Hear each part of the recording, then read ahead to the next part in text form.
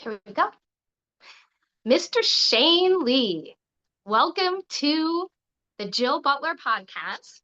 So absolutely excited in anticipation to have you on my podcast. So, just so you know, you're the first real podcast I'm having in 2025. And I'm super excited because me and you both have such a deep connection in the realm of bees. And so I just want to invite you on, and I'm going to kind of give it over to you and just let me know like how you got to where you are and the bee story and how you and what you do with bees. So I'm just going to take it over to you, Shane, and shoot.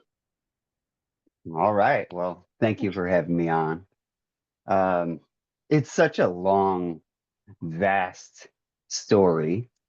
So I really don't even know where to begin, other than my relationship with honeybees changed a lot when I moved to this island 11 years ago. I live on the island of Hawaii, and if you would have told me 15 years ago that this would be my life now, I would have made fun of you and laughed at you. Um,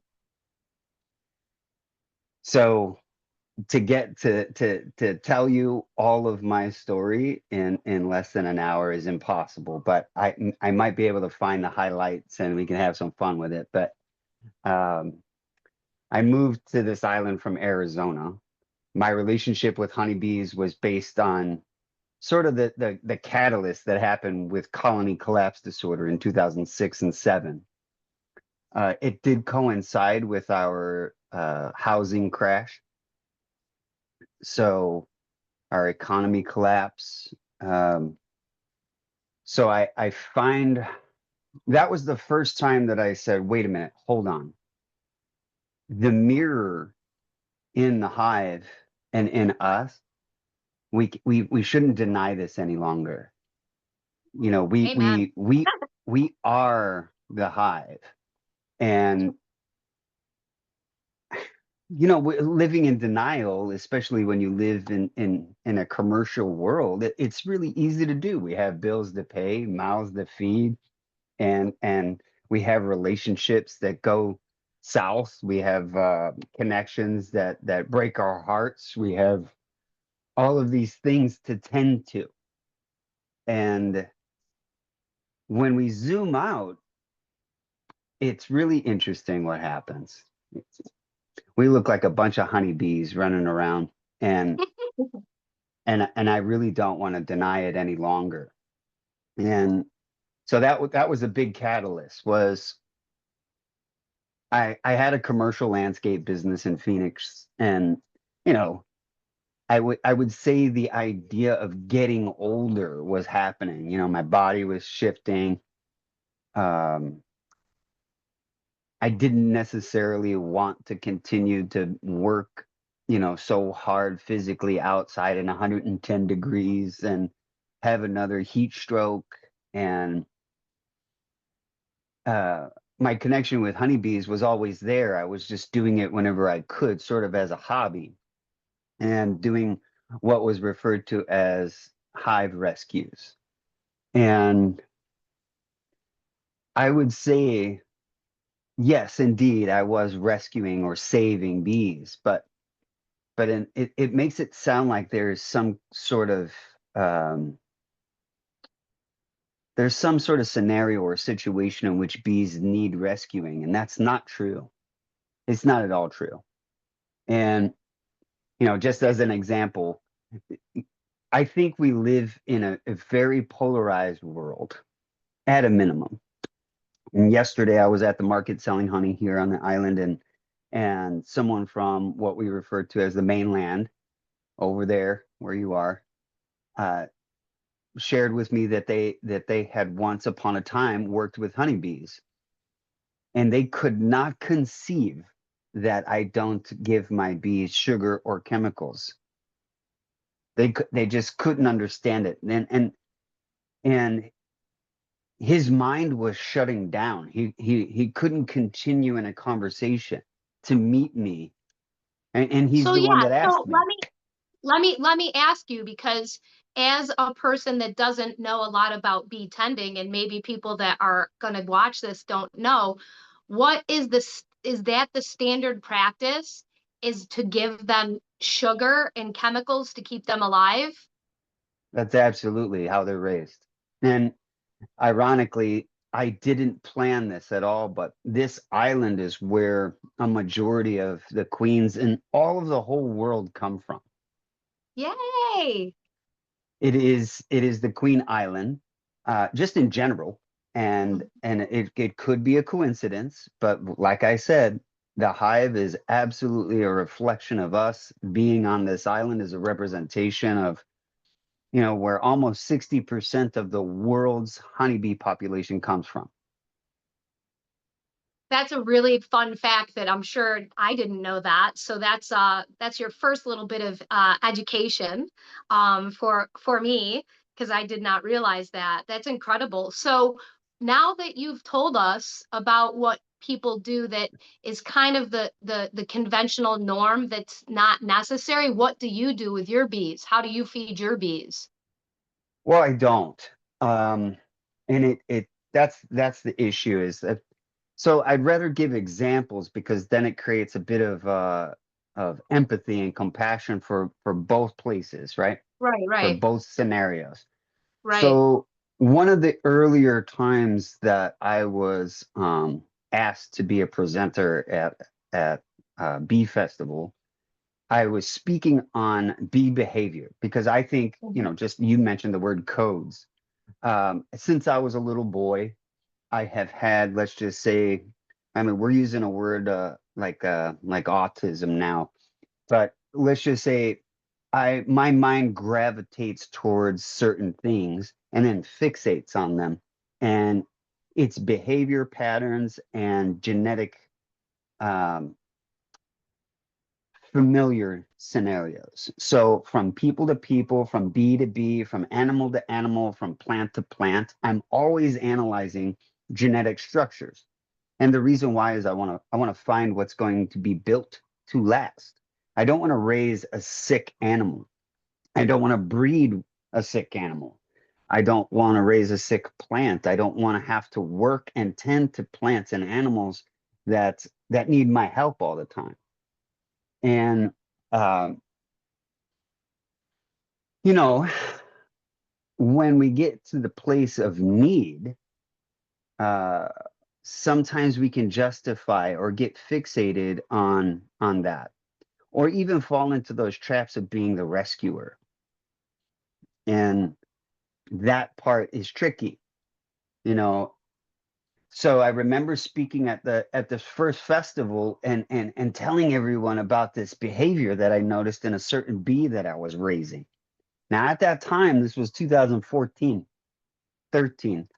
It was the very beginning of a certain company that is now owned by US Honeybee, which is a commercial conglomerate that is basically monopolized raising queens.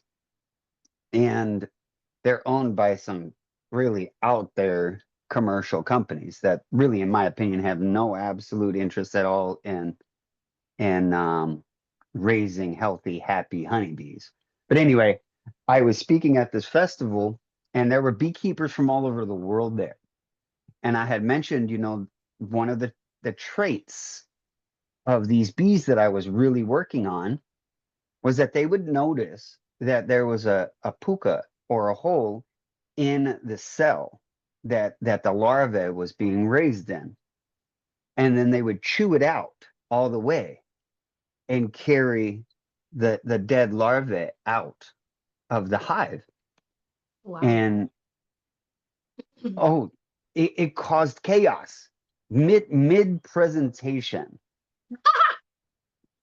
Everybody was like, "Wait, what did you just say?" And instead of ruining the whole presentation, I realized, I made a mistake because here's crazy Shane doing his, one of his crazy ideas that he has, like putting a queen in his mouth to get her dirty to introduce her to the bees so that they rescue her versus killing her.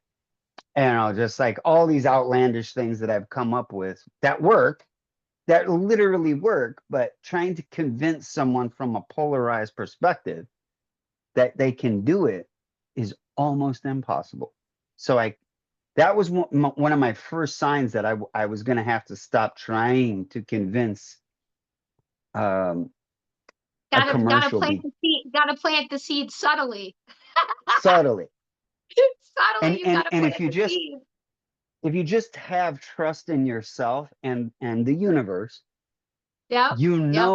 you know it's going to happen. You know the bees and the trees and the plants and the grass, and they wouldn't try to be communicating this stuff to me if it wasn't going to work.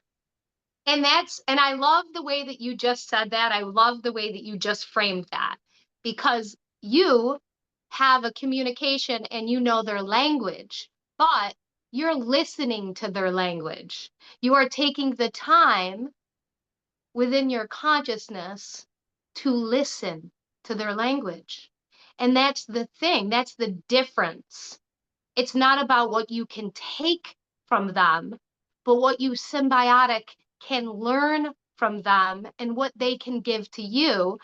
And just the other day, I'm just throwing this little caveat on because I found it hysterical. The other day, I witnessed your live and I was blown away because you were licking a honeycomb that still had the bees on it. And I was like, wow. And what that said to me, the average person that might see that might be like, wow, that's outrageous.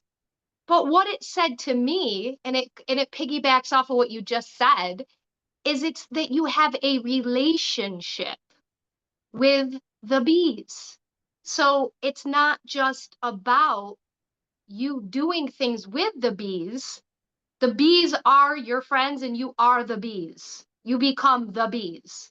So when you stick your tongue on a honeycomb with lots of bees zooming around, the bees are seeing you as one of them.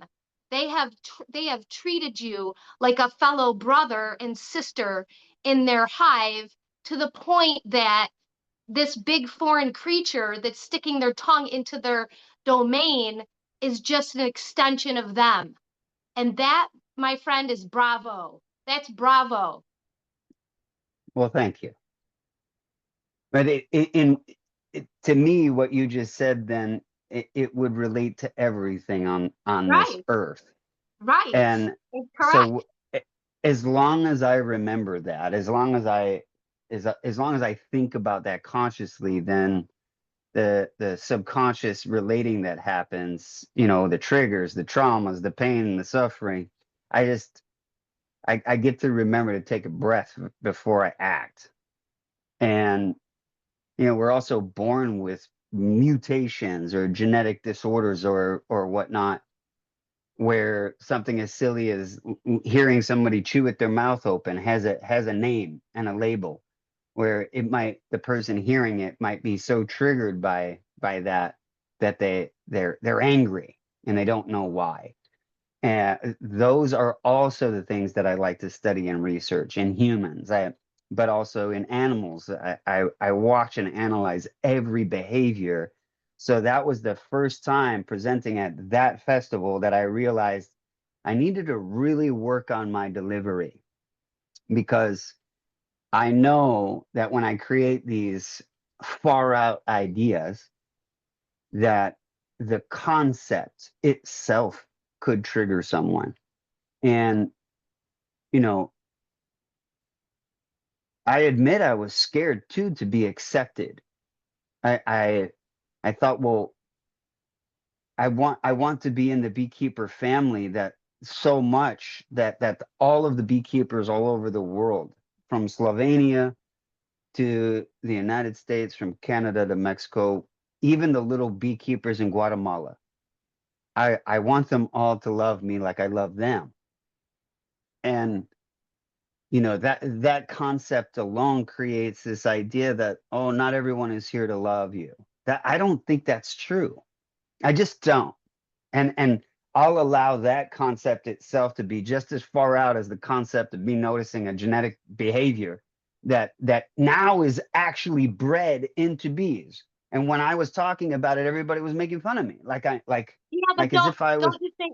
don't you think all the most powerful change makers that existed in all time were always the 1% that were viewed at some point in time as crazy or unorthodox or you know the not generally accepted, and that's okay if you're the 1% that's leading the world on bees, then that's Well, okay, because you know what, like, our personalities and our personas aren't real anyways. So it's the essence that comes through. And like you said and I said, and we've talked about the codes, it's like it doesn't matter what you're saying. If you're like representing the bees, which you are, hmm then hmm you could be saying hardly anything, but the correct information to help evolve the bees is coming through. And like before I came onto this podcast, like I did a little like ceremony and I did a little shout out to the bees and I said, bee energy, come through me, help me represent you the best in the most oh, highest light to reach the most grandest audience, to help put you on the platform you deserve to be. Literally, not, no pun intended. It's like seriousness. Like, bees are no joke. And it's not just, everyone's like, well, yeah, they understand the concept of like, oh, we wouldn't have the fruit and the vegetables and we wouldn't have any plants. And okay, yeah, they get that, but they still don't realize the significance of what they are to our whole ecosystem. It's just unbelievable. Like, it's unbelievable. I don't need to preach it to you, but like, yeah, and like you now you let's fast forward. I got more than an hour if you need it, by the way. I got 2 hours if you need it, but hey, whatever you want. yeah, oh no, like usually my podcasts are at least 2 hours. So if you have 2 hours, Okay. we got that. But what I was gonna say is I'd like to, you have a long journey in bees, but now you are at the highest, in my opinion, you are at the highest level of the way you work with bees, because you actually help people homeopathically with bee stinging for ailments and disease. And I think that's, even though we've come very far with technology, AI, with healing. There's so many modalities out there. I think that modality is something that's not even tapped into, even a third of where it should be at this point in time. I mean, there's not a lot of people that I know about that do it. And even in the States, like, it's not something that's like prevalent, which is insane to me. So if you could give us a little education on how it all works, what it does, what it serves, and the science and the spiritual, like whatever comes through. That's what I love about the honeybee, though, what you just said, the science and the spiritual. Uh, you know, Scientifically, we did indeed, and there's proof and evidence that there was something more. According to the very periodic table in which we consider a scientific part or element of the Bible, really, for science.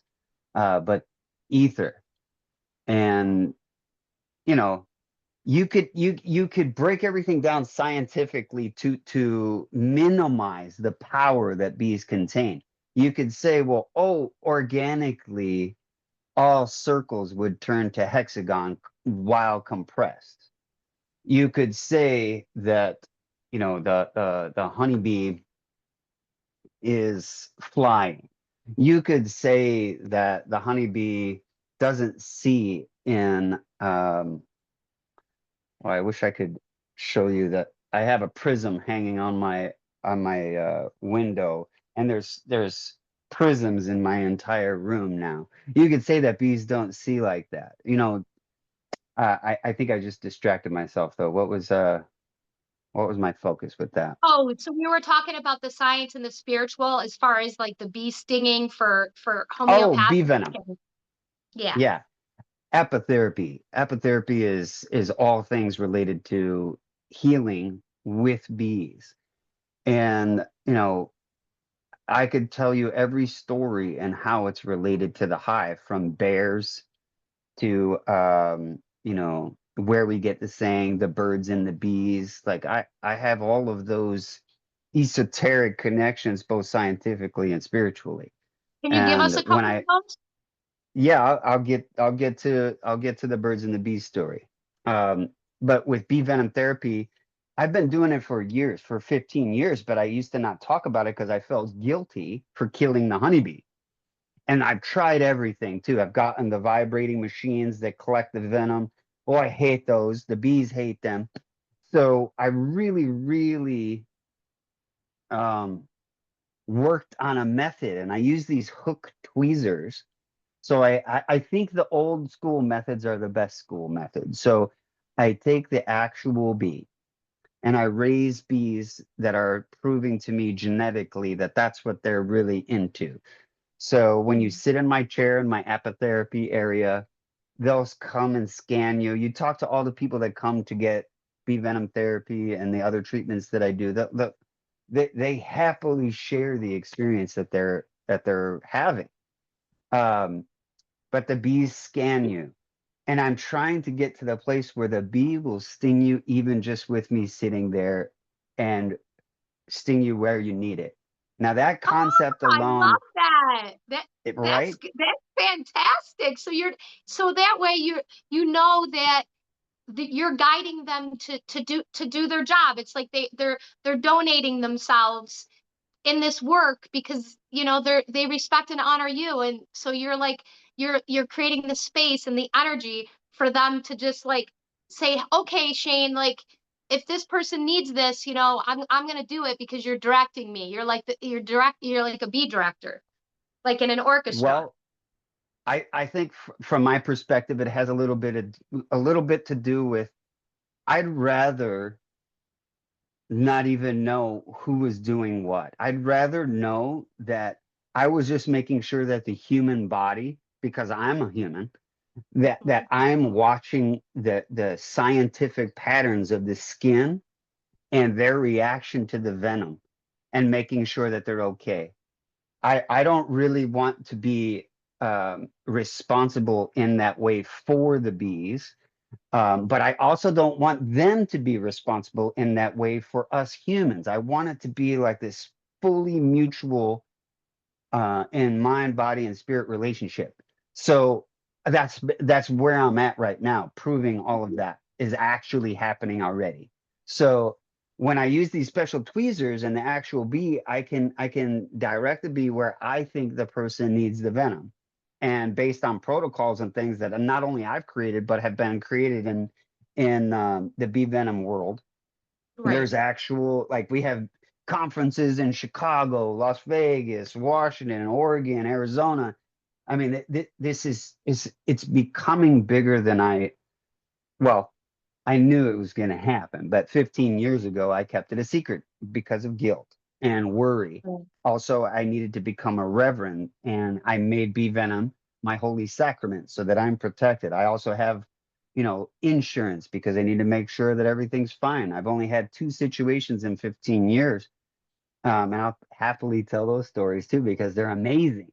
But I direct the bee, and then with these special tweezers, I grab their stinger and pull the bee out with her stinger so she doesn't die. And Wow. See, that's it that's takes, amazing. well, it That's takes amazing. longer. So that's the issue you know, medicine.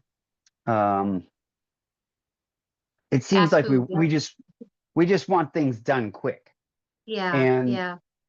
and I'm not sure that the method that I am doing would be, the quickest modality. But So, yeah. So, question, what before we keep going, what mhm. kind of ailments have people had that they've come to you for this, number one? And then what type of results could you give us that you've seen and heard from your clients? So can you get to kind of a two-part question? Well, this is actually a great question, and I need to be that asked very direct questions like that, or I'll just go off on tangents sometimes. Um, I like your tangents though, Shane. Thank you. But my big introduction to really seeing results was Lyme disorder, Oh, where wow. even myself, when people were telling me that they were having Lyme and the symptoms of it, I would be like, yeah, well, that seems a little like maybe you just don't want to work. And now I also did not realize that there was something wrong with me. But about 17 years ago or so, I well, I was having an issue where I wasn't able to breathe out of my nose. And that was something that I judged in people. Like if you weren't able to have full breaths in and out of your nose, um, you know, I would say you were ill. And that would be a symptom or a sign of being ill. Well, it happened to me. And I had a tooth infection, and that infection led me to the dentist. And then the dentist, like mid appointment, brought the scan back and said that there's something really off. I was looking at your infected tooth. We have to pull it right now, but there's something in your face that you need to have looked at. And I didn't really at that time I didn't really it didn't scare me at all. I didn't think there was anything really wrong. I was like, oh, okay, I just got to go to the doctor, no big deal. Well, it turned out I had a tumor, and I had an Whoa. infection in my whole face, and Whoa. uh, and I was really unhealthy at the time. And my relationship with bees was not very consistent. I had a couple of hives in my backyard. Uh, I didn't really, I barely, I was 17, 18 years ago, I was just a different person. Anyway, the connection with the bees has always been there, but it wasn't consistent. And, you know, living in a commercial world, doing commercial things. I mean, I ate fast food twice a day. I drank alcohol. I was not a healthy person at all in mind, body, and spirit. And, Right. you know, just doing what I thought I needed to do to live my best life. Kind of what I perceive as normal. And that's when the doctor said, after a couple of appointments, the doctor said I had, you know, that tumor was cancerous. So I looked at the Gershon method. I did a bunch of research because I went to one treatment and the hair right here fell out. It still has never grown back, but that was, umpteen years ago. I haven't lost any more hair. But that's how vain I am and was, is that catapulted me to look for something other than radiation and chemo to handle cancer. And, you know,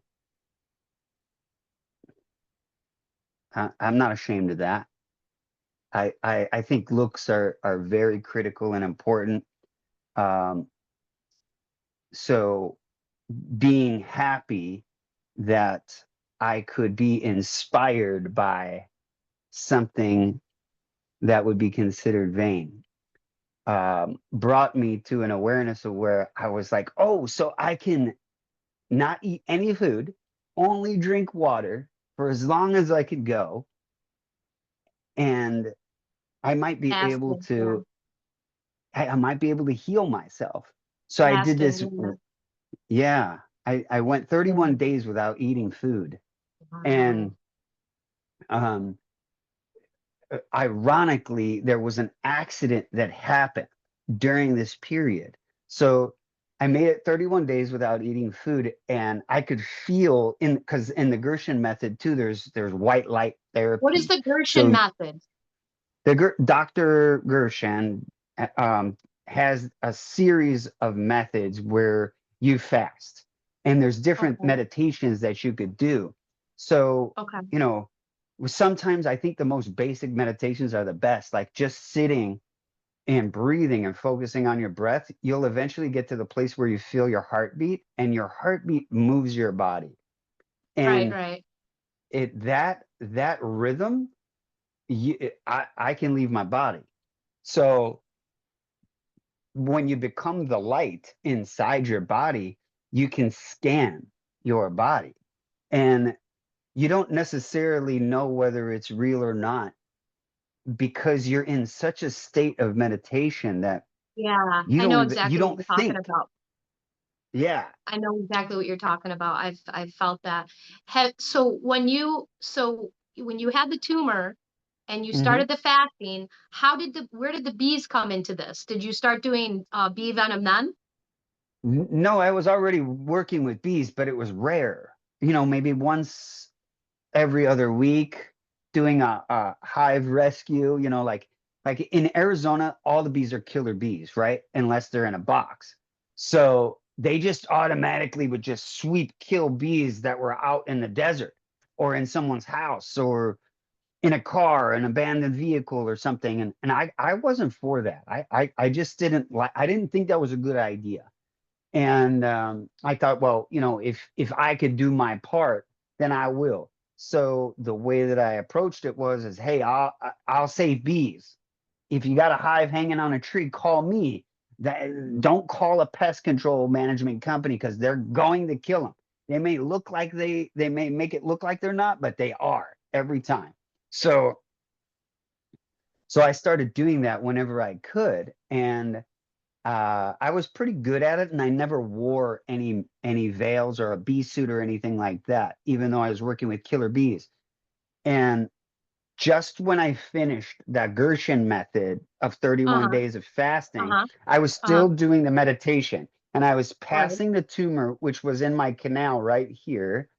I was passing the tumor out of my nose, right? The white light was breaking it up.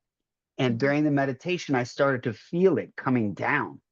And I was doing a hive removal, and this somebody was filming it. I don't remember. This is so long ago, I forget who was filming it. But it was like YouTube was kind of a new thing, Right. and like MySpace was still a thing, and Mhm. um, there was a film crew on the inside of the house. They had this big bay window, and I was working on a bottle tree, and bottle trees are real brittle, and they make a big mess. And the hive was small, but it was hanging from a bottle tree branch. And I had this extension ladder up there, and I had my assistant with me, and I just thought I was so cool. And a very foolish man. And I was hanging with one arm from the branch, showing off, because I'm very egotistical, and I was scraping the comb, and they were falling into this container Right. that my assistant was catching. And Okay. I noticed she was nervous. So because the bee's behavior seemed different. It did. And but my ego was running the show. And I know where this story's going. yeah, and because there was a film crew there, so I had to be the bee charmer. I had to maintain the bee charmer image. So I caught a couple stings in the neck, and I was like, oh God, this is hurting, but don't make it look like it is. Like, keep going. And I'm shaving the comb, and What? I slipped on the ladder because the honey was dripping on the ladder, and I kicked the ladder. I'm 15 feet in the air, and I kicked the ladder like a big buffoon. I'm hanging from a branch. 15 is, I don't want to exaggerate, but it was close to 20 feet in the air. And I'm just like, oh shit, what am I gonna do now? And the bees are definitely not having it. And as soon Because as I you really just didn't have, you didn't have the, you weren't, your relationship wasn't as evolved as it is now with them. So they probably felt your ego and they wanted to humble you. Well, I see that's the other thing too, is like as a farmer, I never try to project onto an animal or plant. I don't try to interpret their thoughts, feelings, and emotions as if they're human. And and that way then I could simply receive what's happening. So while I was hanging from that tree branch, the bee charmer was there and said, remember how invincible you are as the bee charmer. Mm. Nothing can harm you, nothing can hurt you. You're putting on a show for these people, and Shane will be okay. And as soon as I said that to myself, the branch broke and I fell to the ground, face first into the hive. And I How got, many okay, so let's fast forward because I know where this is headed. So you yeah. got stung how many times? And this you think was the absolute catalyst that helped you finally free the cancer from your body? Is that where we're going with us? Hey, if you want to call it a coincidence, I think it's pretty rad. But How many stings though, if you had to guess? several hundred. I mean, I don't want to exaggerate, but less than 300, but definitely more than 200 because we pulled Really? out. Most people die from that? Yes. So the other thing is these were killer bees and they stopped stinging me. Wait a They minute. don't do that. How many Killer bees killer will bees hover can a person handle, Shane, to be stung about by? one per pound. Whoa, and you said it was over 100? It was definitely over 100, less than 300, but over 150 because we pulled out over 150 stingers. But I mean, I was constantly like during the experience, just you can use a debit card and just like slide it down and it'll pull stingers out. So I but and Were you mind you, were you at all nervous about this at this point? no, because I'm the bee charmer. I have to put on a show for these people. So Even with so all I'm these things, there was never a point of you being in any sort of panic at this point. not once, not once. I am Are you, fully putting on God, a I want to show. see that. I got to see that video, Shane. I got to see that video for Though there's myself. pictures of me, there's a video of it. I've done a bee rescue for a baseball stadium. I mean, there's videos I everywhere. know, but But killer bees in that many, and you weren't even hold panicked. on. Come on. You gotta see the picture of my face the next day though. I Oh look my like God. I look like a dog. It's so crazy. But anyway, I I I get up and I see the panic on everyone else. And these are killer bees. They'll hover over a pool if you hide in water and wait for you. So anyway, I they stop stinging me. I get in my assistant's car, and I'm like, hey, I think I might be like something's happening to me. And she's like, yeah, we're gonna stop and get Benadryl. And she goes Benadryl. into the You might she you goes might need into a the whole bottle of Benadryl at this point, or a wait, whole wait, box of wait. Benadryl. She goes into the store and the panic starts to set in because I'm alone now. I don't have anybody to show off for. So the Oh my panic God. starts to set in, and I can feel my throat closing. Of And course. yep, we get to my house. I walk in the door. My daughter was a brand new baby at this time. And oh, I just got emotional. Um, Mm, mm. Feeling your daughter. Wow. Yeah, you just took us back to a very serious moment in your existence. Because to me, that was a point in the road where you could have opted out or you could have continued existing.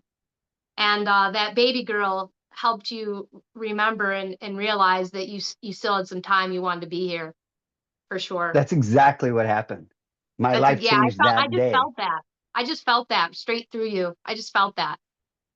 Yeah, I had my comfy chair in the house, but looking at my daughter, looking at me, she didn't recognize me. And Oh, there was this really powerful voice in my head that said, Do you see how silly you are?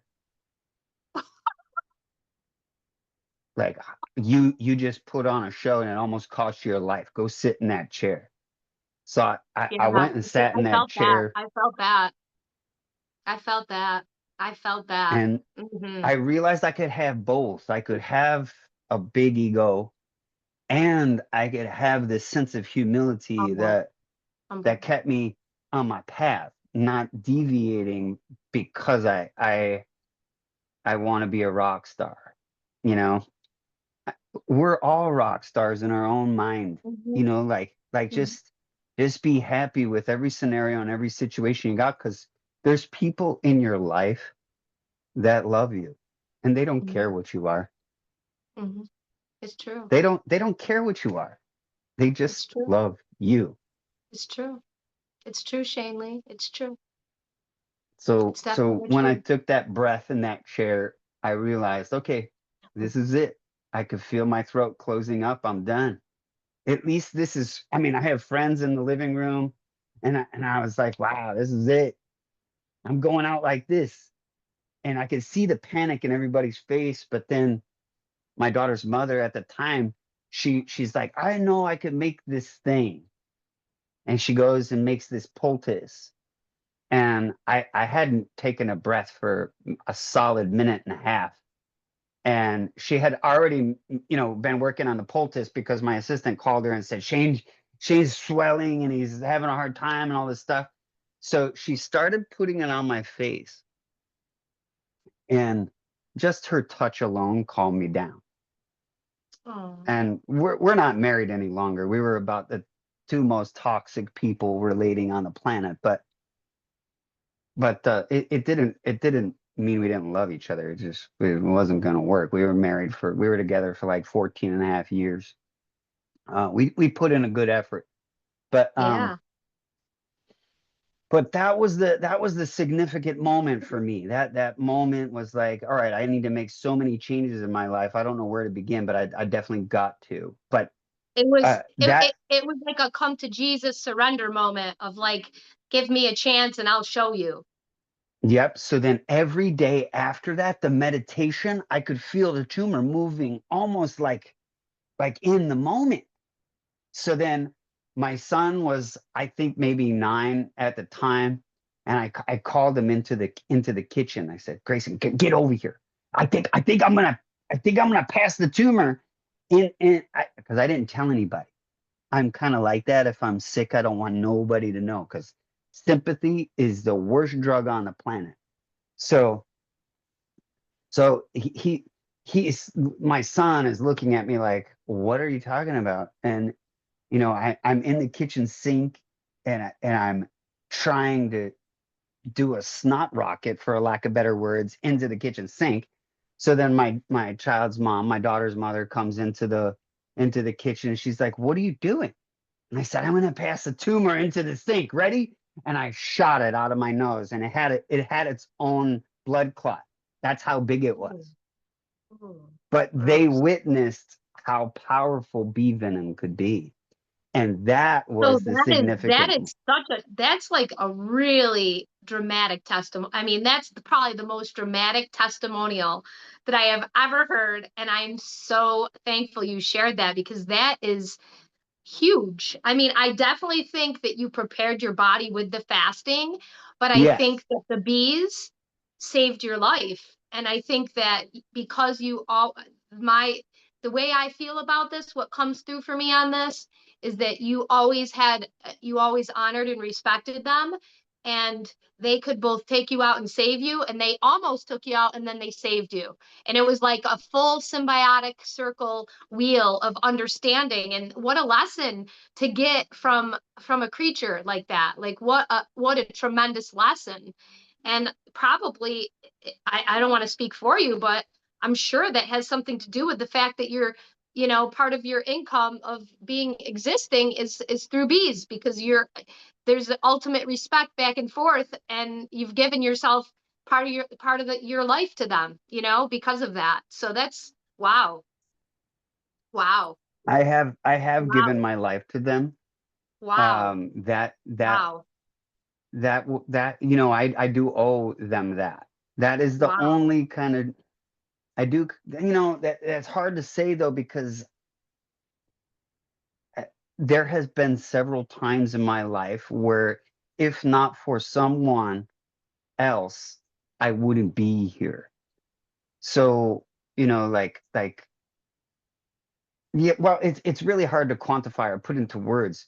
So once I had that moment though, I definitely said, okay, I have so many things that I need to change that this could take years. This could take lifetimes to become more healthy in the mind and the body and the spirit.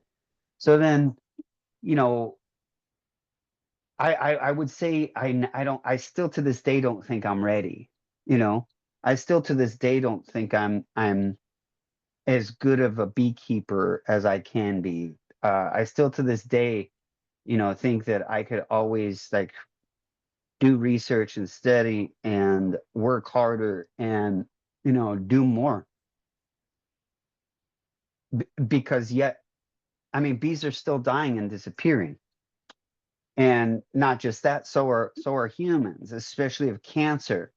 And I don't feel like talking about politics. I don't enjoy it very much. But you know, with what's happening in the world too, it's kind of like is this alarm for, oh, you know, there's significant change happening, and if we don't change our medical industry, what is available to anyone, any healing modality. So I don't just do bee venom therapy. I do like, because I live in Hawaii, people have retreats here and ceremonies and things. So I make a body scrub out of crystallized lehua honey, which is the sacred flower, from the sacred tree of this particular land. So, you know, the ohia tree is in particular the most sacred tree of this place, like like other honey in Australia and New Zealand is, Hmm. you know, like that particular honey, you know, we've proven scientifically does things for wounds. Um, and you can only get it from Australia. You know, you can only get it from over there. That's we have lehua honey here. So I What is it make called? What a is the honey called there? What is it called? lehua, Lehua. lehua. So Yeah, like you're saying like Manuka honey in New Zealand is it's Mahua's honey and where you in Hawaii. lehua. Yeah, Lehua. and Lehua. and so then I mix in powdered copper and powdered shungite and crystallized Really? sugar. Yeah, crystallized cane sugar from Hawaii Sugnite? as You well. use the stone, the black stone sugnite?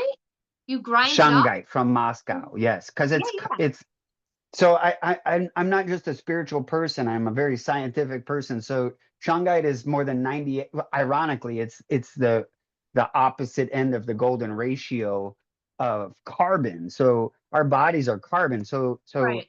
you know, if it's more than 98% carbon and I powder it, then you know, we want to exfoliate the skin, right? When we use a sugar scrub. So, you know, what are things that are good for the skin? Copper and shungite, obviously. So I powdered them. So when people have retreats here in Hawaii, they'll pay me to bathe people and exfoliate their entire body in a ceremony. And then, so in that ceremony, then I will take, we're doing it in an outdoor shower, for example. So then, you know, I will walk the person through like all the trauma that this physical vessel has experienced. I will say things, certain things to trigger them to be in those places where they know they have trauma and they don't have Right. to say it out loud, but they're Yeah. visualizing me scrubbing all of that away while I'm washing their bodies. Yeah. So it's W- w- multifaceted. Yeah. I got you. Now yes. how do you grind up copper? That's interesting. It is interesting. There's many different ways. But you can contact a Wow. plumber, for example. You can make friends with a plumber and they work with copper a lot. And instead of just throwing away the pieces, they'll powder it. They'll grind and powder it for you. And Wow, that's it, intense. Yeah, you I love copper. I've used copper for a long time.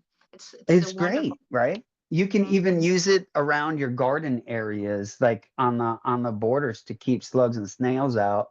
All different kinds of things. But anyway, that like the final process is to take the water and rinse it off, and then just like in lymphatic brushing, Yeah, you know, yeah, I yeah. will say particular things based on the human body that I'm working on, you know, what we're washing away, and visualizing all that trauma going down the drain and saying goodbye to it, or collecting that water even, and then watering plants with it, and then wishing away your suffering. And oh, it's just such a beautiful apotherapy. You know, the healing is everywhere from breathing the air that the bees produce, which is ionized properties. Speaking of ionization, this is a beeswax candle.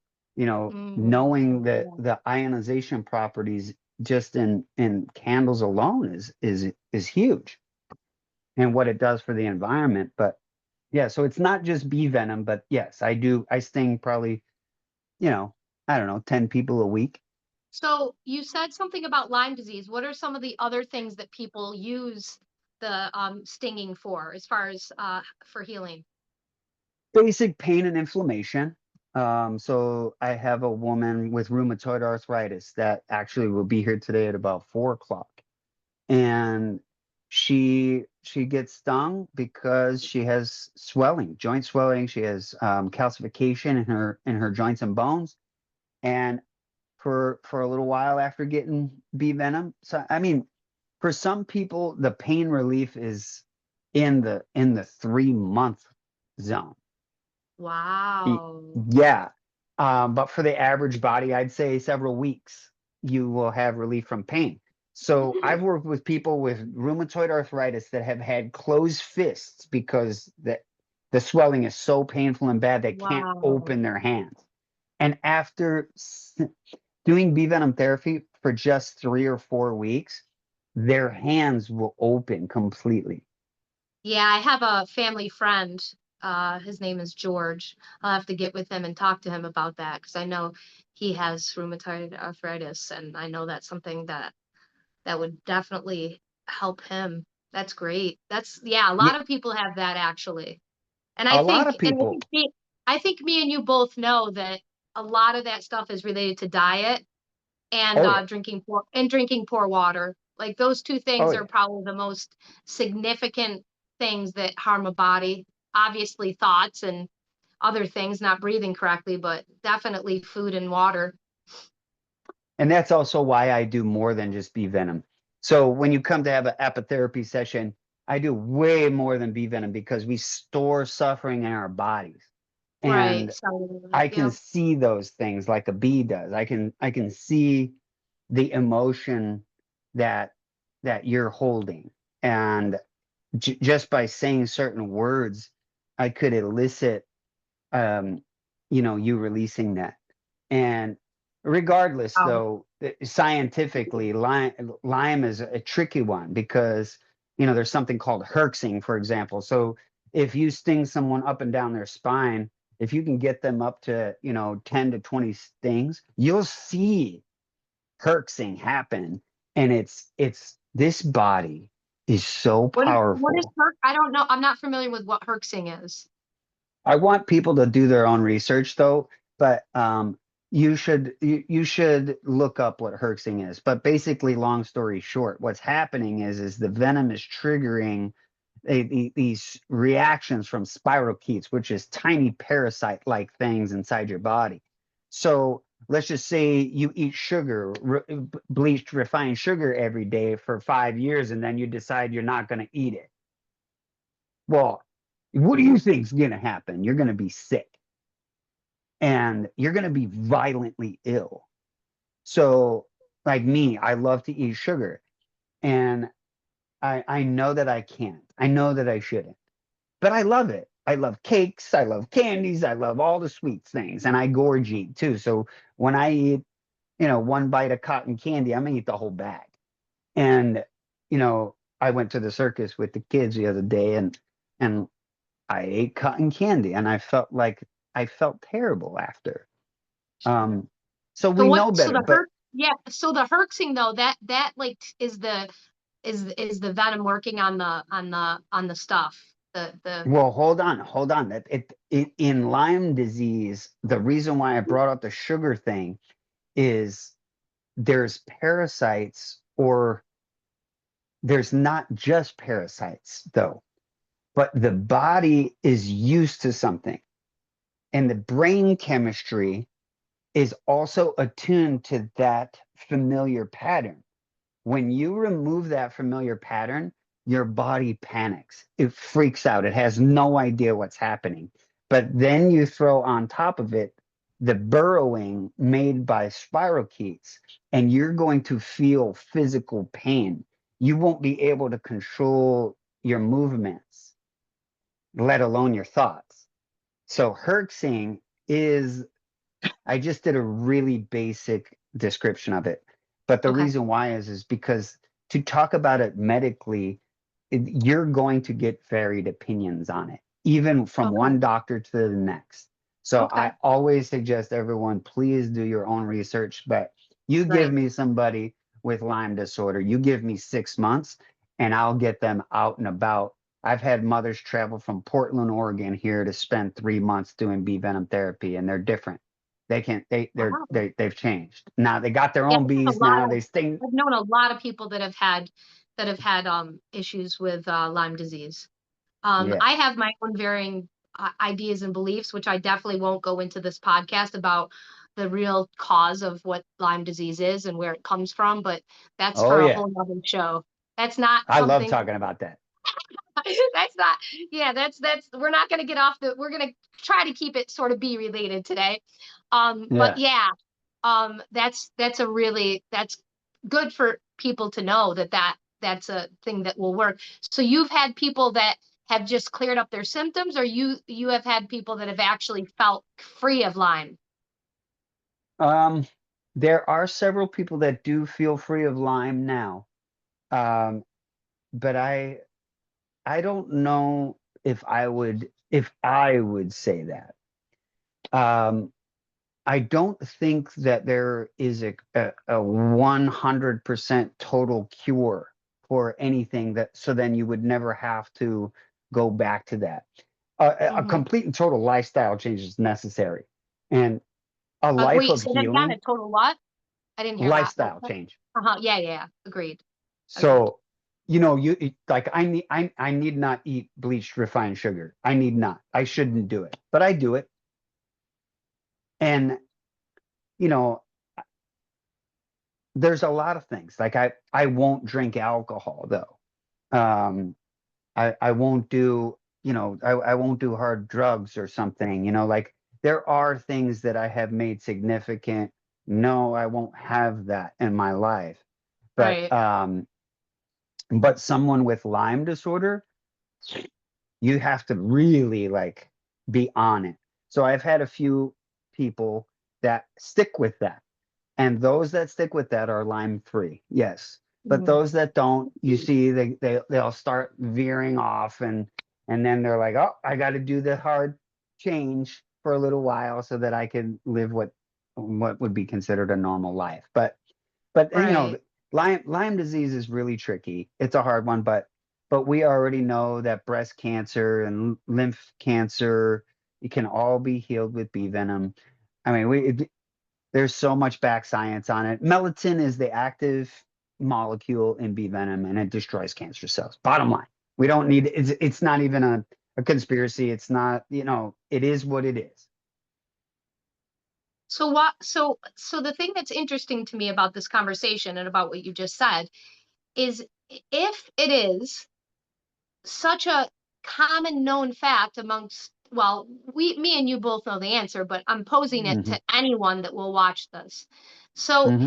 if it's something that is so common, and there are so many people now that do use, to do stuff with bees, why the heck is how are we still how have we maintained staying in this stuck, you know centeredness of toxicity of cancer. It's like, I mean, everyone knows the answer, because we've been stranglehold with, the pharmaceutical world and money. But like, if there's enough, enough humans that are actually doing what you're doing, how is it being kept a secret? Like, still, like, that's just interesting to me that we're still in like secret mode, kind of like, not really, but really, you know what I'm trying to say? I know exactly what you're saying, and a judgment is a huge catapult. I can do 15 mind-bending things that make you say, "Wow, look how awesome and amazing that is." But the second I make one mistake, you're gonna hold on to that. I say you, Mhm. I just I know mean what you mean. us. I do the same thing, Right, and I've been in movies, I've been in books, I've been, you know, uh, whatever. right, But trying to convince someone that they can heal themselves using melatonin, it just it's like pulling teeth. But the other thing is I don't think we're real enough or consistently real enough with ourselves, right? We always want right, to judge someone else's behavior, and I don't like that part. So right, I right, try to be as forthright with that as possible. Like, don't judge me. Don't even give me any credit. Give yourself the credit. So right. then how do I go about using that way to we're using each other. Like right now, you and I are using one another.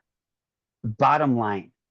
And it's because maybe we like each other, maybe we're interested in each other, maybe we enjoy our friendship or our connection. But bottom line is right now we're utilizing energy, and you are getting me high by having me on your podcast and giving me the opportunity to talk about things that light me the fuck up, right? That's the fact of the matter. I'm the most selfish person on the planet, and I'm totally using you right now. Now, when people ask me, well, okay, then who's your favorite beekeepers? I will be totally open and honest with you. I need beekeepers on my side or my team that are both based in scientific thoughts and theories and methods, but also esoteric, also culture based. Culture is so significant. The word culture itself is bacteria, and we forget that. So, sharing the gut biome of the honeybee is how we heal. So, I'm literally sharing my gut biome with you right now, just like a honeybee. And so, if you're going to ask me who my favorite beekeepers are, I'm going to utilize the idea that these beekeepers have the potential to change the world. So, if you were to ask me right now who my favorite beekeepers are, I have one that comes to mind right off the bat, and her name is Samantha Fox. And she is in North Carolina, and there are reasons why she's my favorite beekeeper, and it's all selfish. It's because I want her to be lifted up to the highest position so that the whole world can see how powerful one woman could be, but not in this idea that women are more special than men or anything like that. That's not me. But the hive is feminine. The hive is 98% feminine.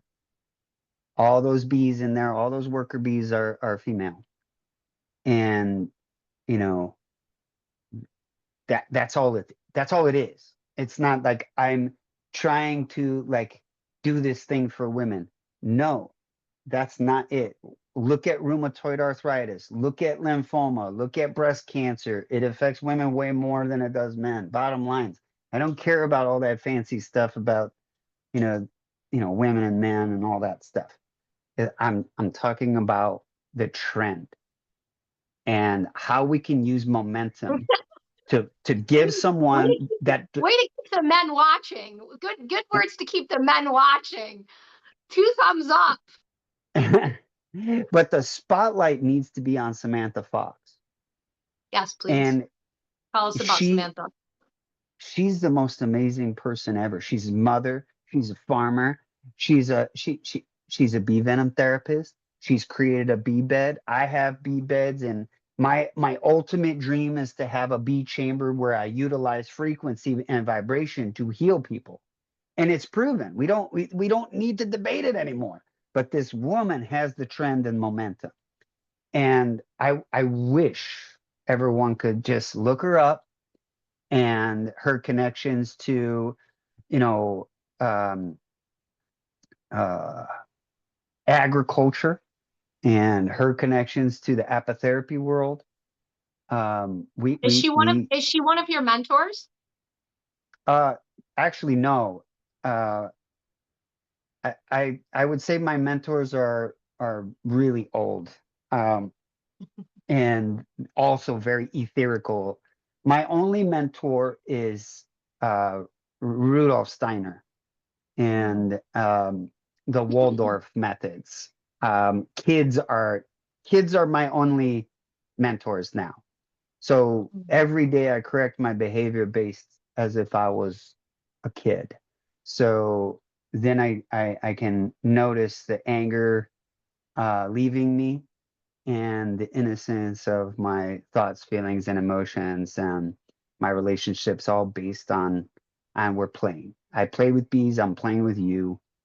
We're all playing with each other, and that's it. But the trends and the momentums that we need in the apotherapy world and the bee masters, they live in a world that's called Melissa, which means honeybee, and in my opinion, there's a couple out there in this world right now. One is Hope Anderson, and she's here in Hawaii, and I taught her, but it doesn't mean that she isn't a more masterful master than I could ever imagine. Um, I don't think that way. Just because I taught her doesn't mean like I wouldn't teach someone. I wouldn't devote 2 whole ass years of my life with a B student if I didn't want them to be better than I was. And you know, I wouldn't even talk about Samantha Fox if I didn't want her to be better than me. I want her to be the most revolutionary beekeeper on this planet because she has the spotlight, she has the focus right now. And we need to come together and unify as beekeepers in both the commercialized industry, but also in the very etherical sense. Because bees are spiritual. Bees are spirituality. Oh, I they don't are. Certainly it are. does it, if you look at every religion has bees depicted. I mean, the state of Utah has changed their whole flag. And you want to talk about a religious state? I don't judge people's choices in religion. So if you want to look at that religion over there, that in general, and how they honor the honeybee, I mean that should tell you a lot. But I mean, in even the Catholic religion, there's bees. In every religion, they depict bees because they all know. Yes. Well, I think even the people that don't have hardly any education on bees at all would understand simple properties of honey. And Yeah, and just honey alone, like if you just leave it there and you haven't even gone any further, honey itself, I mean, how how healing honey is. And people have been using it for all kinds of things for eons. And that's apotherapy, honey right? doesn't go bad. You could keep it forever. I mean, it's that's a whole nother show on honey. You know what I mean? Like honey is like a whole nother subculture of understanding of connection to bees in itself. I mean, wow. Like, I'm fortunate to where I get to teach kids. So like I'll be invited to teach at different schools on this island pretty regularly. And not just the private schools either. So that's the other thing. So both public and private schools, I am invited to teach kids at, especially someone that looks like me, because I know, you know, someone covered in tattoos may not be as regularly invited. Someone with long hair may not be perceived as clean cut enough to be around kids. Hey, listen, I can act one way over here and completely act a different way over there. I know what's appropriate and what's not. And we all do. It doesn't mean that I don't lean more over there, but get me around kids and just ask the kids, you know?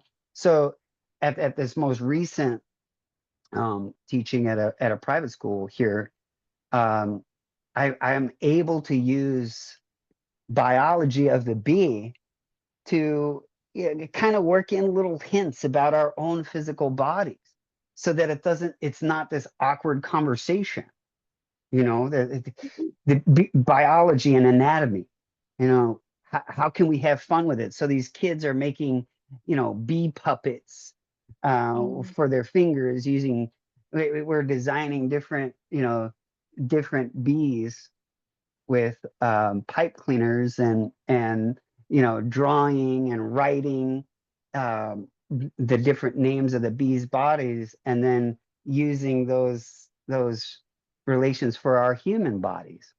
And it's fun, and to be able to hold a 10, 11, 12-year old's attention for 2.5 hours in a class where they're just sitting on the edge of their seat, like that in itself is the inspiration. Like I don't, I don't, I don't need much more than that. That alone just it gives Well, me the I think desire. to educate the children is always where it's at, because Yeah, not only are you instilling uh, a wherewithal that will stand the test of time, but you're also giving it to the children, who will then give it to their parents and their there. friends and their grandparents. And when they have excitement, it's contagious. Like you talk about being a kid and Yes. being contagious. And me and you both have this kid-like contagion energy that we give to people. It's that creativity, it's that zest, it's that excitement. And kids are that's their natural state. Yeah. They don't have to be taught that. And so that natural state, once you get inside that and you give them something to really understand and be, learn, they're going to like share that with everyone with that excitement. And then people are gonna take it on for themselves, their parents, their grandparents, their friends and family. Like, it's, yeah, children is always where it's at, to start with the young people. So that's fantastic that you're doing that. Well, Fantastic. you had brought up the what is it going to take for the medical industry to honor Yeah, these things. that's a good So, solution right there. Yeah. well, that really, like if I'm so dead set on changing it right now, I would probably live and die every single day then, you know, um, because I want immediate results. I want someone that has cancer to be able to not have to pay to come sit in my apotherapy area. I medical insurance needs to pay for this. It Right. works, you Right. know, but we don't have those options. So when I am using the kids just as they're using me, so it may be 30 years from now. I'm not attached to when it is, but I But will I invest. think we're coming to a place in our lifetime, and I know this is a bold statement to say, Mr. Shane, but I'm going to say it. We're coming to a place in our lifetimes that we will learn how to heal ourselves, and we won't have to go external, because we're going to have to be in such a state of balance within, and every single day and every single moment. And because right now we are in a state of going inward as a collective. So we're in a state of killing the outside, starting like with a clean slate. And we have to Mm, go in, and we have to remember all of what our ancestors taught us, and all the things and all the lifetimes and all the healing modalities and the herbs and the food and the diet and the self-love and the self-talk and the Joe yeah. Dispenza and all the things Yes. that, all that is coming, is bubbling up into our consciousness. And we will either have to be it and accept it, or get the heck out and go somewhere That's else right. and have an existence on another realm, in a denser realm that doesn't want to do those things. So Thank you. it's do or die. And we're It getting to really is. a place right now that we have no choice. You have to literally pick a side. And I don't mean duality side, I mean existence side. Yeah. Where do you Existent. want to be? Yeah. Yeah. Another favorite beekeeper of mine. The reason why I love beekeepers is their dedication and commitment to the earth. So if you ever want to know, have a beekeeper as a friend. And I actually have you'll one. I work with one. I want to work with her on her with her bees, but I'll come visit you someday too. awesome, thank you. And yeah, but then you get firsthand privy. So another favorite beekeeper of mine is in Arizona. I'm wearing her shirt. Um, she puts on a festival every year, and her name is Cricket. And she's a perfect example of how what I would perceive as a normal person living a normal life dedicates their life to the preservation of the earth. And whether she's consciously doing it or doing it because she's making money, I know better. I know how much that woman loves the earth and everything on it. She doesn't have to run around and telling everyone to eat healthy and do this. She's simply presenting the magnificent world of the honeybee to everyone and doing everything she possibly can for humans and honeybees. And that's how beekeepers live. All beekeepers are like that. It's part of the protocol of being a beekeeper. If you don't live like that, the bees won't. They'll show you, and it's not really up to interpretation. I mean that, but some of those esoteric stories where we get sayings like the birds and the bees. Like once you hear that story, then you're like, ah, or like that the bear. That's probably my most favorite story to tell now is like mushrooms and bears. Um, but but yeah, if you just really think about how powerful time is and what a privilege time is in existence, then it's almost like an organic experience to live a little more harmonious, if not for everyone around you, just for yourself. So, the bear uh, is it's such an easy story to just see how related everything is.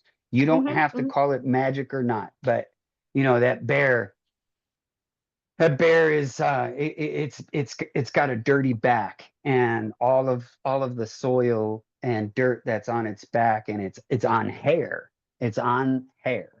And it Right, has these big, massive, sharp claws. And it cannot scratch its back, but it's itching. right. So it goes to a tree and it claws that tree.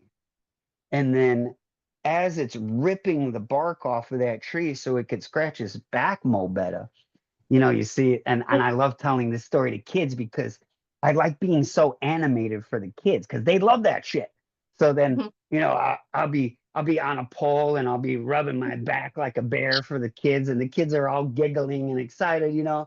But then I'm teaching them science simultaneously and static electricity and how it's going to activate microbes and that bear's dirty back and static electricity.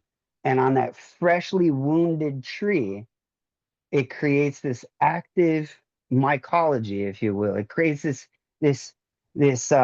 eating of itself.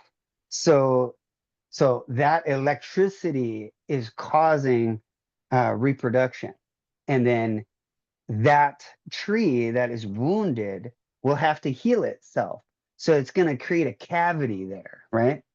So that cavity now that bear scratched just coincidentally needed to scratch its back now has what in Hawaii is called a kipuka or a sacred hole.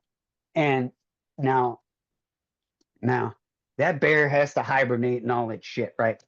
So when it comes out of its hibernation, they consider that to be early spring. And what else is happening in early spring? That little bee is buzzing, and it's looking for its swarm. It's looking to swarm so that it could expand.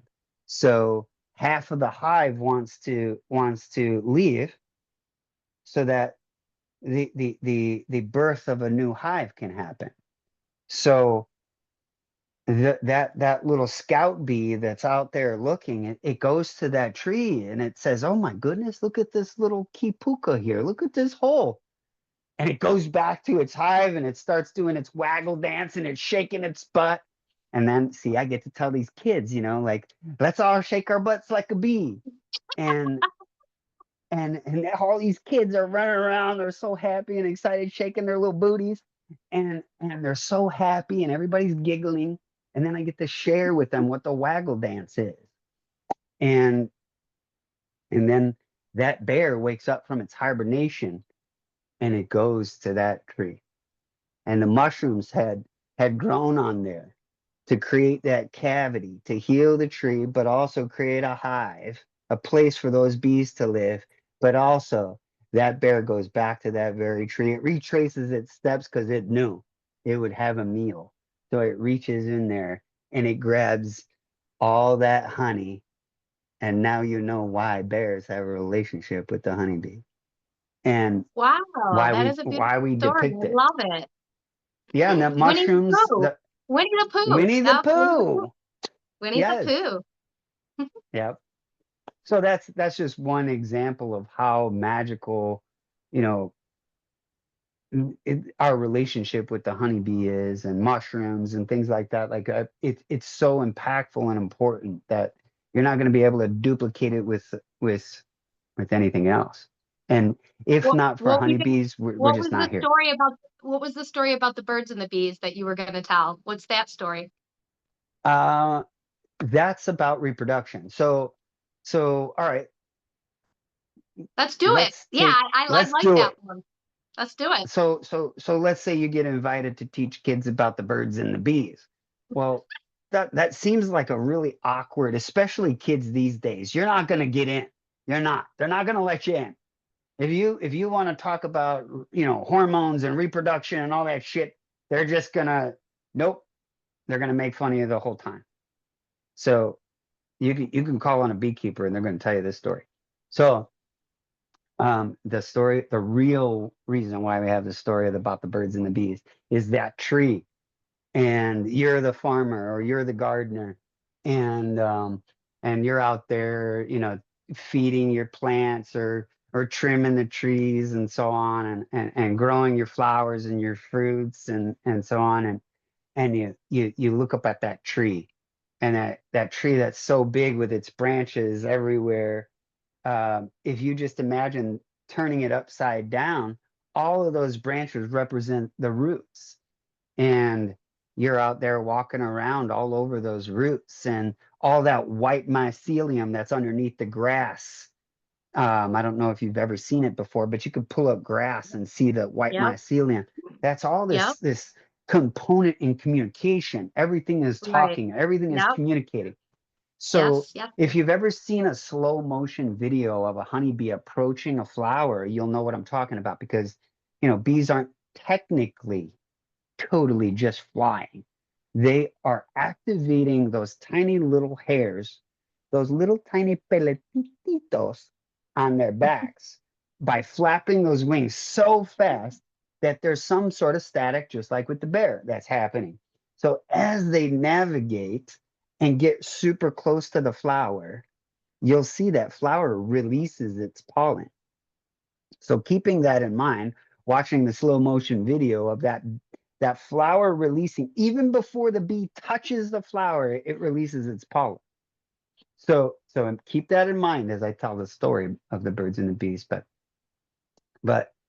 that communication that's there from the mycelium, all the tree's roots, and you're the farmer, you're tending to that land and everything on it, and you're witnessing this, that one flower that beckons the bee. Please come to me. I need you, bee.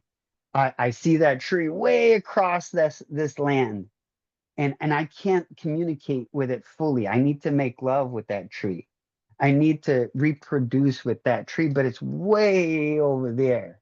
I need you, bee. Will you come here? Look at it. I'm making this beautiful flower for you, and it has all this cool stuff in it for you.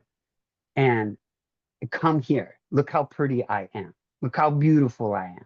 So it opens this decadent flower, and the bee sees it, and it travels to it, and it that pollen that has the 22 essential minerals found in nature, bee pollen, the bee attracts that onto its body, and it's vibrating. That bee is vibrating. That bee is a set of frequency codes, and that vibration then travels into that flower, and it goes into the branch, and that vibration travels all the way down into the roots of that tree, and then that tree's roots are touching the trees next to its roots. It looks like this underground. They're all touching, even if they're not directly touching. The mycelium is touching. So that vibration, the original frequency from the bee, is a message, and it says, I can pollinate for you. I'm here to make love. I'm making love for you. Use me.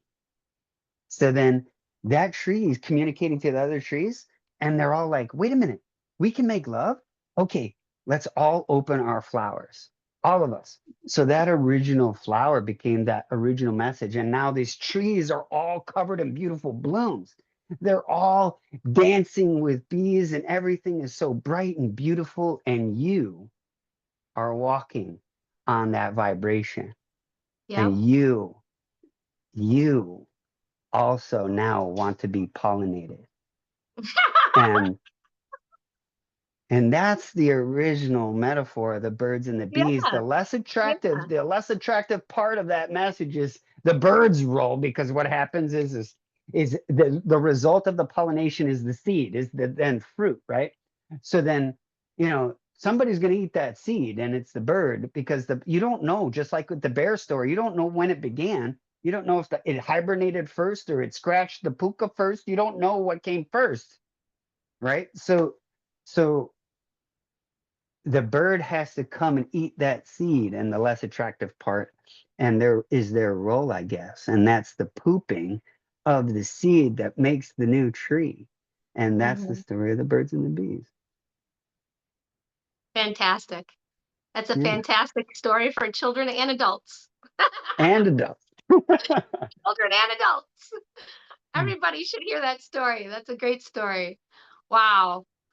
It's so funny. We met through Facebook and we've had some chats, and I'm always so amazed at how much information you have inside of you. Like when you communicate, you're silly and fun, and you actually, but you are very intelligent too. So you have like the left and right brain symbiotically oscillating at all times, and have the ability to use whatever you need in that very moment. You can touch right into it and facilitate beautiful words and stories. And that's like, I've met a lot of humans. I've done almost 30 podcasts since I started less than 2 years ago, a year and a half ago.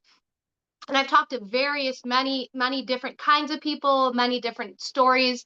I'm always trying to bring somebody on that has, something to give.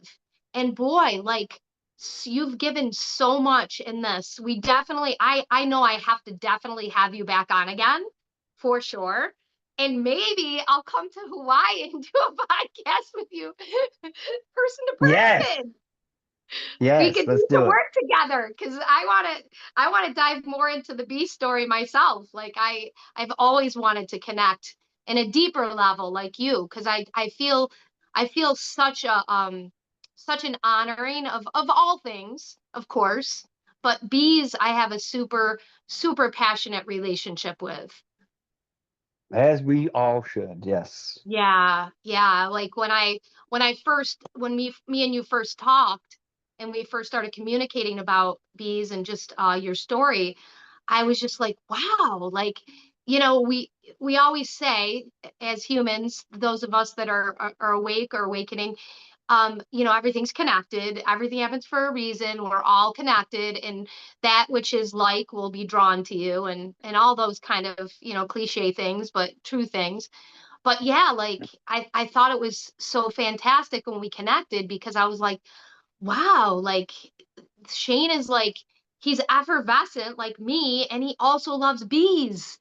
And he's doing lots of work with them. So it's not like you're just talking the talk, like you're walking the walk, like you're an embodied bee in a way. And then so am I. And that's so cool. Well, thank you. I like I the way mean, that you see me. Thank you. I do. I see you. I see you, so many yous at once. I see all of yous. And it's been wonderful. Like I think the first time that I really noticed you was when you were doing lives. I do lives as well, and you were doing a live, and your energy was just like, wow, this guy's got some energy. Like he's a really like happy guy. He's like, his energy is like genuinely, authentically, positive and happy. And you do a lot of lives. But so do you make your living solely on the stuff that you do with the bees, or do you do anything else? Like I never even asked you that. Like I'm curious. Sometimes I wish that I could. Like ideally, um, I would have bee chambers all over the world. I've designed a frequency chamber that has what is referred to as battling pheromones. So you can only have one queen per hive. So if you can create a hexagonal structure, um, and then have 6 different beehives in it with partitions, and I won't give away all the other secrets because Right, right. it is patented. Well, pending at least. Um, but there's certain things that you can do pheromonally that will begin the trigger of healing. Simply smelling the hive has already been proven to work on brain function, and yes, and even reverse the effects that Alzheimer's patients have. So, that alone, like, can we just get these? Can somebody? I don't need any. You can have it in your name if you want. I don't care. But if we could just get these bee chambers built, then the world would change. And it's okay. I know it'll happen someday. It doesn't have to happen while I'm here, but that ideally, yes. If I could, that would probably be the way that I would make all of my money, is working with bees. But for some reason in Hawaii, being a beekeeper like myself, I'm not sure I can. They're like Mhm. my favorite beekeepers are, you know, like Cricket in Arizona. She's amazing. She has to do a lot of things as a beekeeper to make money, and that's Right. pretty much how all beekeepers have to be that are like us. Jack Samantha of all Fox, trades. Jack of yes, all trades. Jack of all trades. yes. Samantha Fox, my other favorite beekeeper in North Carolina, she has to do way more than just 10 bees and sell Right. honey.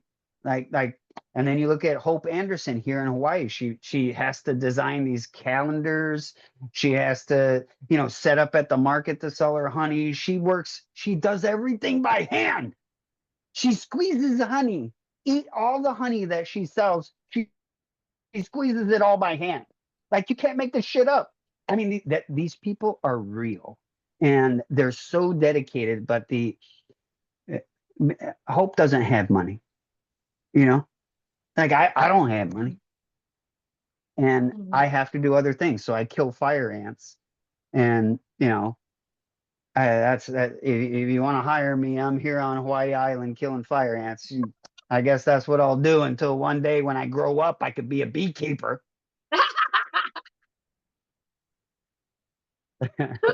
Listen, you put it out there. You put it out there. It's all.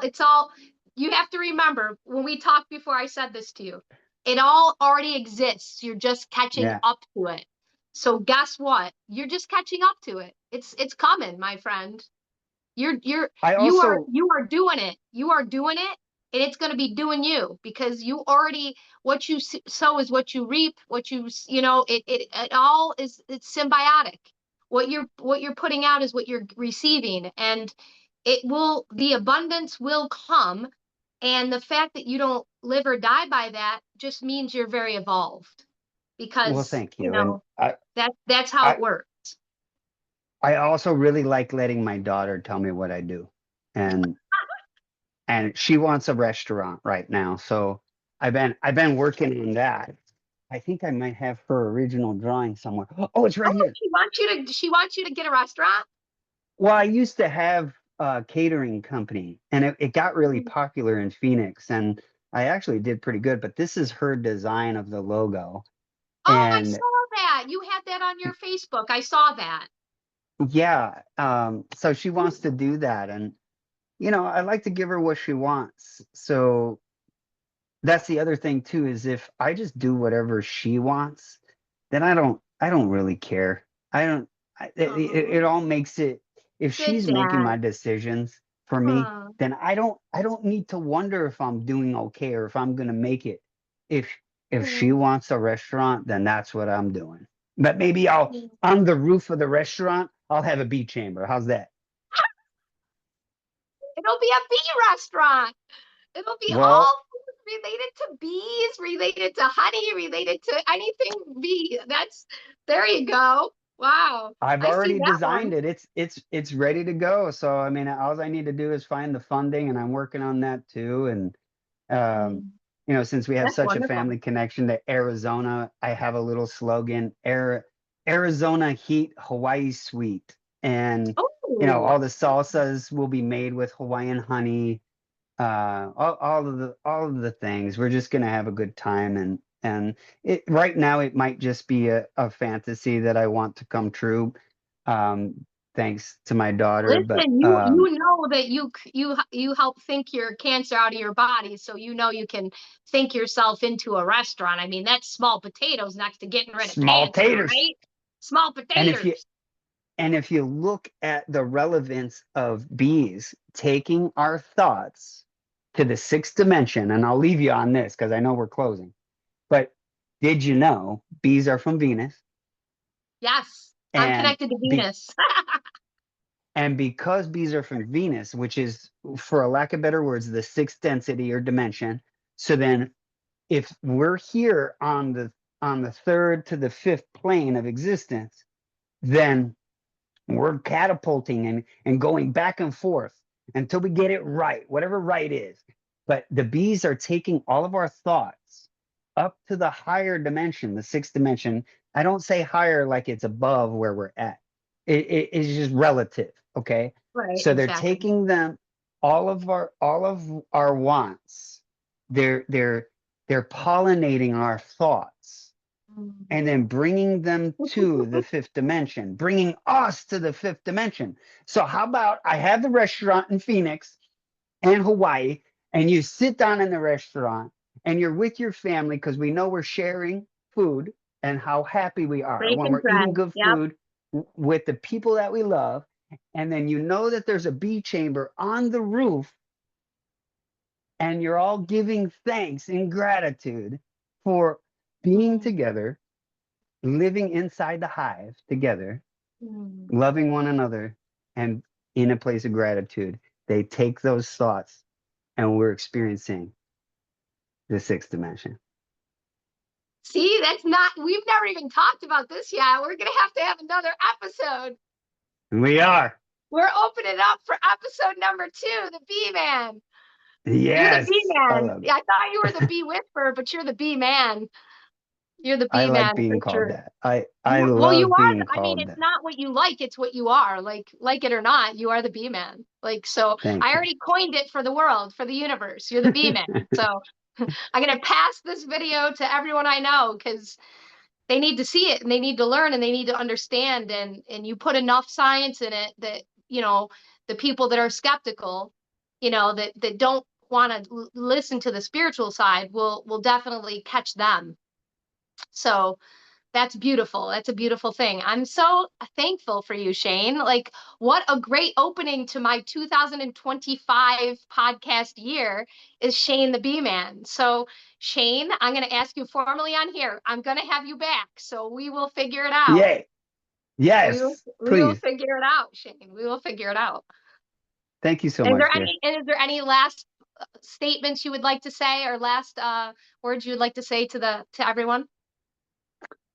Well, really, I don't do normal things. I don't talk in normal ways enough. I realize that I should get better at that. I really should. My daughter helps me with that one, but I get a lot of love, and I've come to expect it. So it sometimes I Mm. forget to say thank you to everyone. Mm.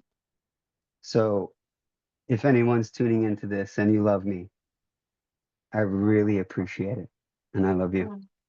Mm. Aw, that's great. Great closing message. So, Shane, you have a fantastic day in Hawaii. You're just kind of starting your day, and I'm getting towards more the ending or the middle of the day, I would say. Definitely towards dinner time here in upstate New York. We got lots of snow and we've had ice and Whoa. freezing rain. And so people are Wow. definitely going to be more willing to be tuning in today later Cool. on when I upload this. But look at all your sunshine. It gives us hope. I can see that sunshine behind you. Holy cow. Woo! Yep. Hawaii sun. Hawaii sun. All right, Shane. Well, It's a beautiful day here. yeah, I'm going to jump off here. I'm going to end this, and we will definitely connect again very soon. Bye. Aloha. Thank you. Bye. Yeah.